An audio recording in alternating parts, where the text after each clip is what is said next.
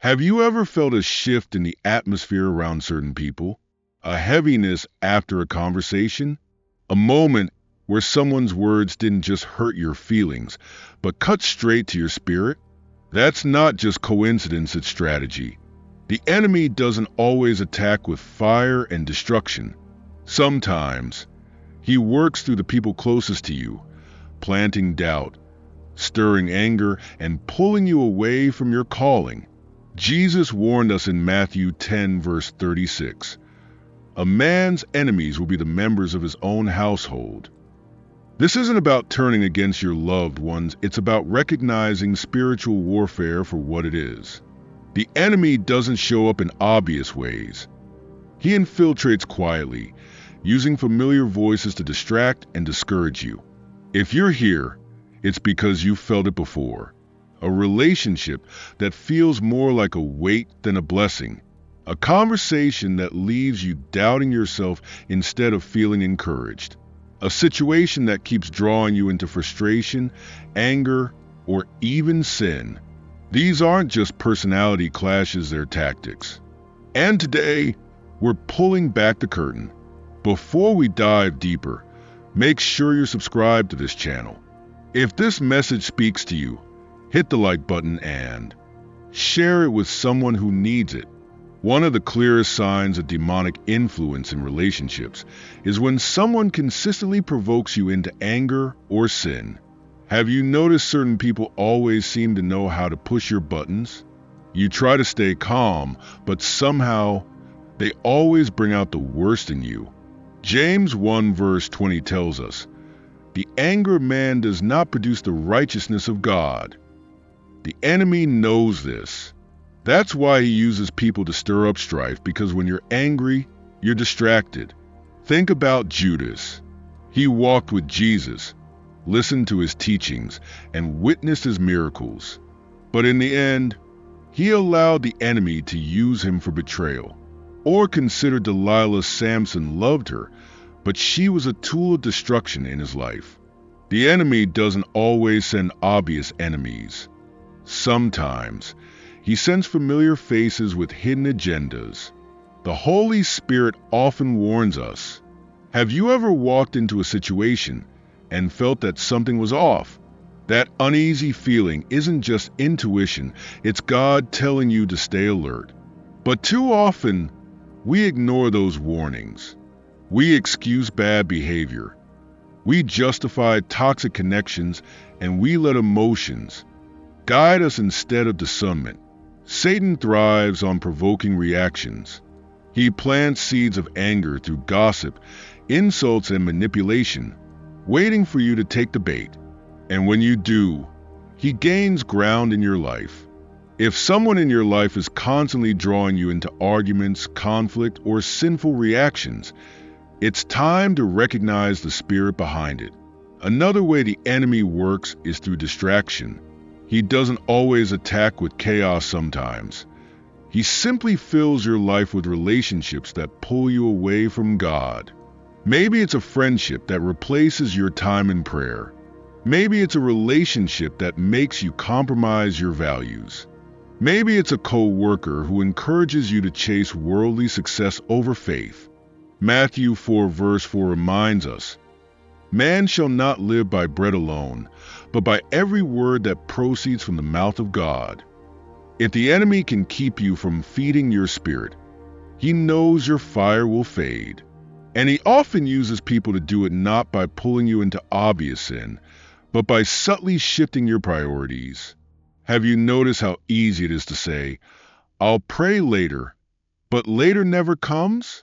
Or how certain people always seem to need your time, leaving no space for God? That's not just random, it's strategic. C.S. Lewis once said, "The devil doesn't destroy with fire or flood, but with whispers of, 'Not today, there's always tomorrow.'" But tomorrow is never guaranteed. If you recognize these patterns in your life, don't ignore them. Ask yourself, is this relationship drawing me closer to God or pulling me away? Because every connection either strengthens your faith or weakens it. Have you ever felt trapped in a relationship not physically but emotionally and spiritually? You know something isn't right, but every time you try to step back, you feel guilty, afraid, or even ashamed. You tell yourself, maybe I'm being too sensitive. Maybe I should just be more patient. But deep down, you know something is off. That feeling isn't just your emotions, it's spiritual warfare. The enemy doesn't always need chains to keep you bound. Guilt, fear, and shame are just as effective. One of the enemy's favorite tactics is emotional manipulation. Have you ever had someone make you feel bad for setting boundaries? Maybe they twist your words, making you feel selfish for protecting your peace. Maybe they use fear to control your decisions, convincing you that if you walk away, you'll regret it.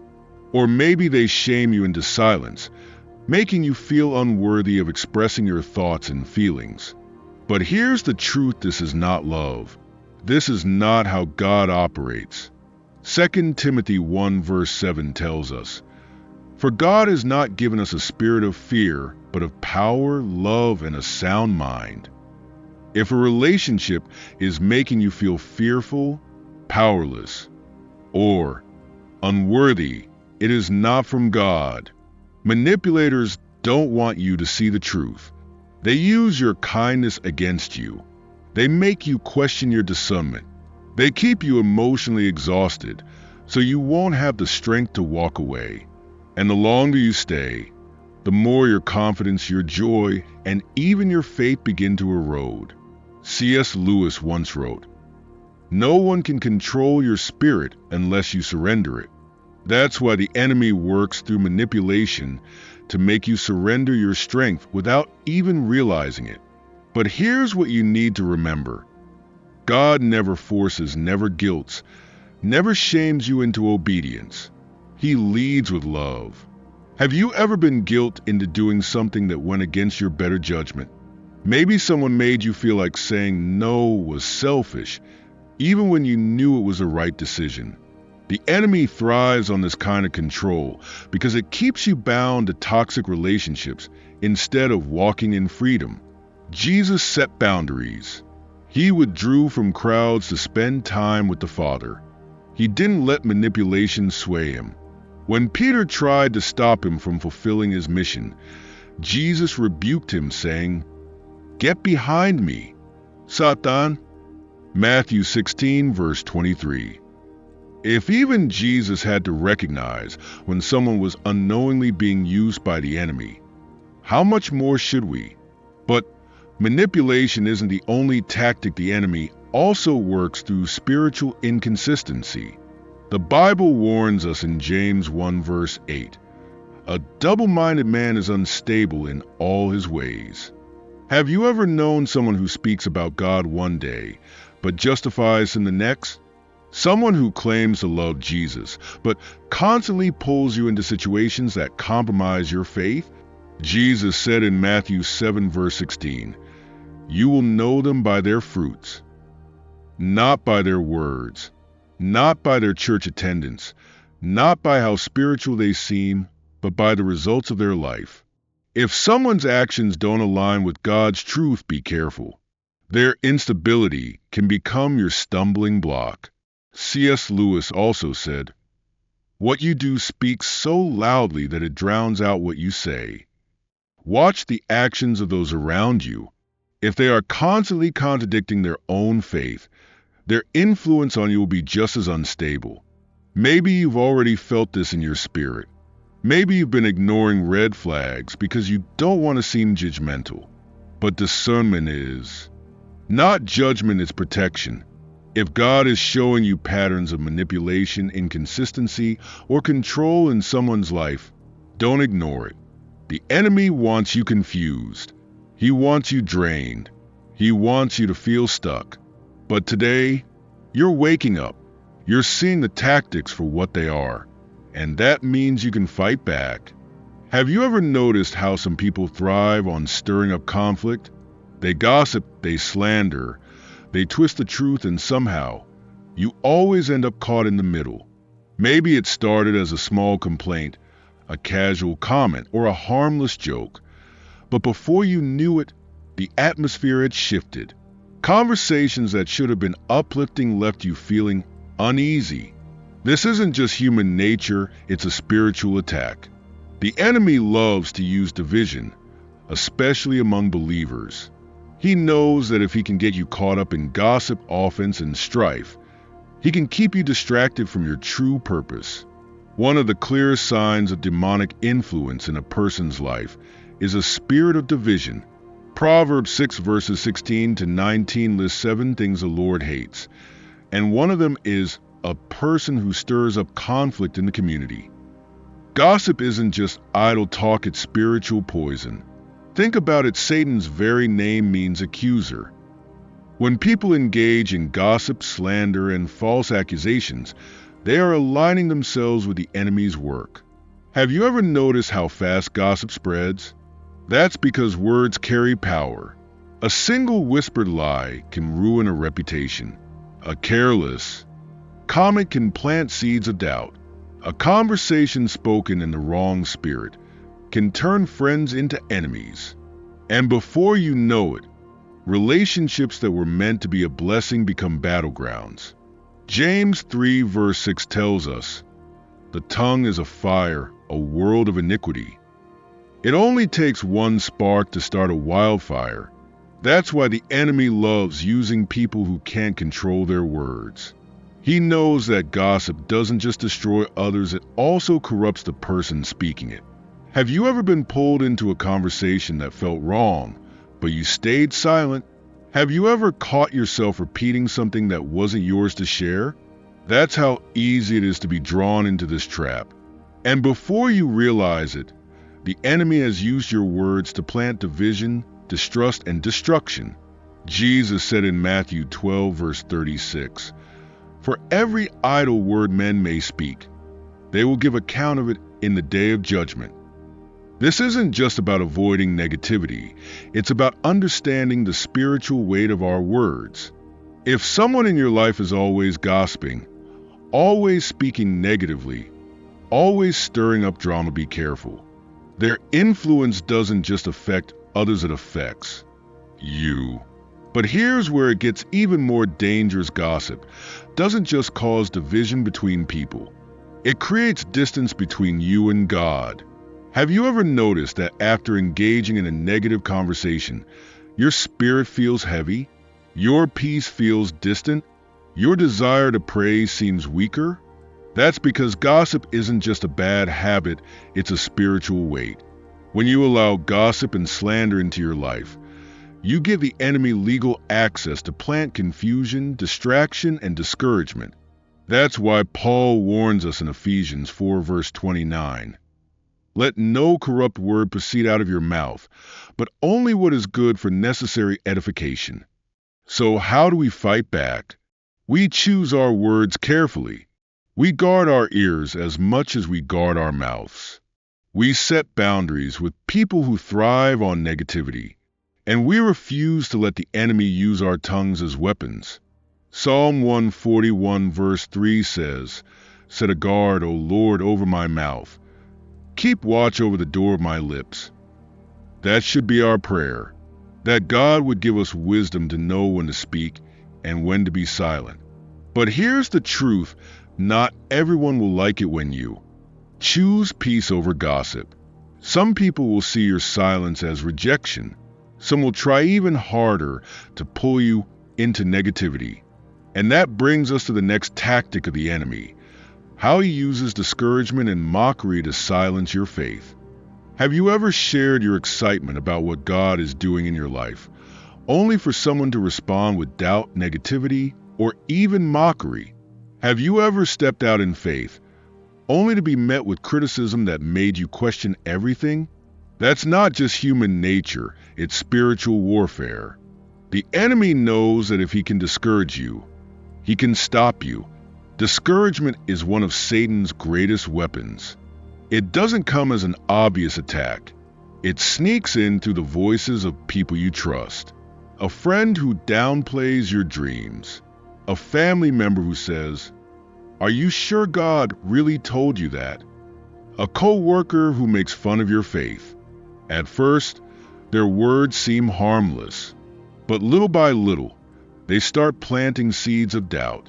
Hebrews 10 verses 24 to 25 reminds us to encourage one another in faith. But not everyone in your life is doing that. Some people, knowingly or unknowingly, serve as voices of doubt rather than encouragement. And if you're constantly walking away from someone feeling drained, unsettled, or less certain in your faith, pay attention. Think about it. Have you ever shared something God put on your heart only for someone to laugh, dismiss it, or say, "That's unrealistic"? Their reaction may seem like a simple opinion, but it's often deeper than that. The enemy knows that discouragement leads to hesitation, and hesitation leads to inaction. If he can make you question your purpose, he can keep you from fulfilling it. C.S. Lewis once wrote, "It's not the critic who counts, but the one who dares to follow God's call." The enemy thrives on critics because their words plant seeds of doubt. And the more doubt takes root, the less likely you are to step out in faith. If someone in your life is consistently making you second-guess your calling, recognize the spirit behind it. But discouragement isn't always direct. It can also come in the form of constant distractions. The enemy knows that if he can't make you abandon your faith, he can simply keep you too busy, too preoccupied, too tired to focus on God. And one of his greatest tools? Relationships that demand everything from you but give nothing back. Have you ever had a friend who always needs something, your time, your attention, your emotional energy, but never seems to pour back into you? Or a relationship that drains you spiritually, leaving no time or energy for prayer, worship, or studying the Word? These aren't just difficult people, they're distractions. Matthew 6 verse 33 tells us to seek first the kingdom of God. But if the enemy can fill your schedule with everything except God, he knows he's already won half the battle. He'll use well-meaning people, constant interruptions, and never-ending demands to keep you from what matters most. And let's be real, have you noticed how hard it is to focus on God when certain people are around? Maybe they always bring drama. Maybe they introduce temptation. Maybe they keep the atmosphere heavy with negativity. You may not even realize it at first, but over time, your joy fades, your peace weakens, and your spiritual hunger starts to die down. Paul reminds us in 1 Corinthians 15 verse 33, "Bad company corrupts good character." If someone in your life is consistently pulling you away from the things of God, it's time to ask yourself, is this relationship strengthening my spirit or weakening it? The enemy wants you too exhausted, too distracted, and too discouraged to walk in your calling. But today, I need you to hear this. You have the power to say no. You don't have to entertain every conversation. You don't have to be available to everyone all the time. You don't have to hold on to relationships that are pulling you away from your purpose. God has called you to walk in wisdom and discernment. And sometimes that means setting boundaries not out of anger, but out of obedience.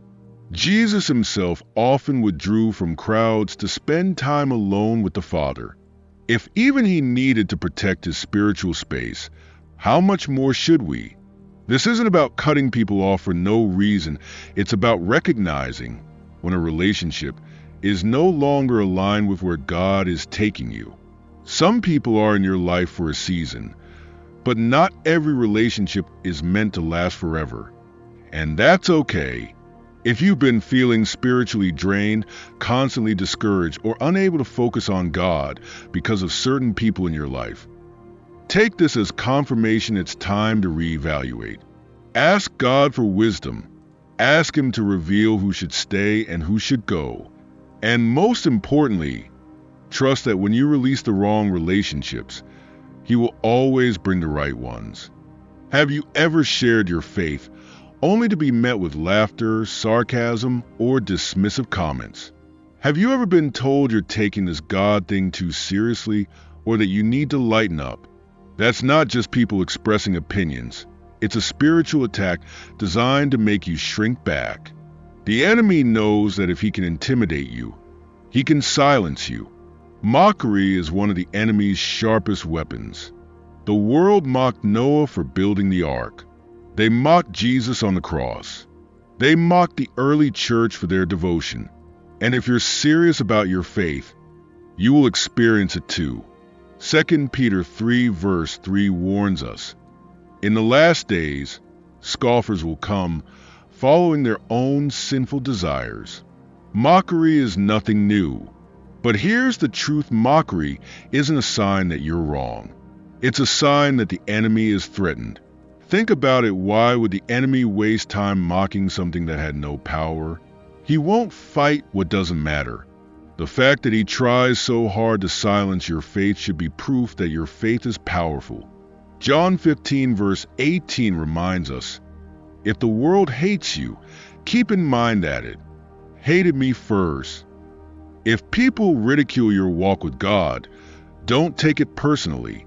It's not about you, it's about the Spirit working through them that opposes the Spirit of God in you. Have you ever shared your testimony only for someone to roll their eyes or make a sarcastic comment? Have you ever stepped out in faith only to be told, "That's unrealistic," or "God wouldn't ask that of you"? This is intentional. The enemy uses mockery to plant doubt, to make you question your convictions, to make you second-guess what God has clearly spoken. C.S. Lewis once wrote, "Mockery is the weapon of those who have no real argument." When people can't refute the truth, they attack the messenger. That's why Jesus told us in Matthew 5 verse 11, "Blessed are you when people insult you, persecute you, and falsely say all kinds of evil against you because of me." But mockery isn't the only tactic the enemy also uses: intimidation. Have you ever noticed how hard it is to stand firm when you feel outnumbered? Maybe at work, in school, or even in your own family. You feel like the only one who believes. The pressure to conform, to stay silent, to compromise just a little, it's heavy. But that pressure isn't just social, it's spiritual. Daniel refused to stop praying, even when it meant being thrown into the lion's den. The 3 Hebrew boys refused to bow, even when it meant facing the fire. The enemy tried to intimidate them, but they stood firm and God delivered them. That same God is with you. 2 Timothy 1 verse 7 tells us, "For God has not given us a spirit of fear, but of power, love, and a sound mind." If fear is trying to silence you, recognize where it's coming from. It's not from God. The enemy knows that a bold believer is a dangerous believer. He knows that if you stand firm, others will find courage through your example. That's why he tries so hard to keep you quiet. But hear this: you don't have to be afraid. You don't have to shrink back. You don't have to explain away your faith to make people comfortable. Jesus didn't call us to fit in, he called us to stand out. Matthew 10 verses 32 to 33 says, "Whoever acknowledges me before others, I will also acknowledge before my Father in heaven. But whoever disowns me before others, I will disown before my Father in heaven." This is serious. Eternity is real. And the decisions we make now, whether to stand or stay silent, have eternal consequences. The enemy wants you to believe that if you stand firm, you'll lose relationships, opportunities, or respect. But let me tell you this: whatever you lose for the sake of Christ, God will replace with something far greater. No mockery, no intimidation, no attack of the enemy can take away what God has for you. So, what do? How do we fight back? We don't fight with anger or fear, we fight with faith. We stand on the Word. We surround ourselves with believers who encourage us. We speak life. We pray without ceasing. We remember that no matter how strong the opposition, our God is stronger. Isaiah 54 verse 17 declares, No weapon formed against you shall prosper. It doesn't say the weapon won't be formed, it says it won't succeed. The enemy will try, but he will fail. This entire series has been about exposing the subtle ways the enemy works through relationships, through discouragement, manipulation, distractions, deception, and mockery. But now that you see it, you can resist it. You can set boundaries. You can choose your influences wisely. You can walk in discernment and authority. And most importantly, you can trust that God is with you. You are not alone in this battle. The enemy may be loud, but God is greater. If this message spoke to you, let me know in the comments. I'd love to hear what stood out to you the most. Have you ever experienced this kind of spiritual opposition in your relationships? How did you handle it? Let's encourage each other and grow together. And if you haven't already, make sure to subscribe so you don't miss future messages. We're building a community of faith, wisdom, and spiritual strength, and I'd love for you to be a part of it. Also, take a second to like this video, not just for the algorithm, but because it helps get this message to someone who really needs it. Maybe it's a friend, a family member, or even someone you don't know yet. Share it with them. You never know how God might use it. Above all, stay strong, stay prayerful, and trust that God is with you. No matter what the enemy throws your way, you are not alone. Keep walking in faith, and I'll see you in the next video. God bless you.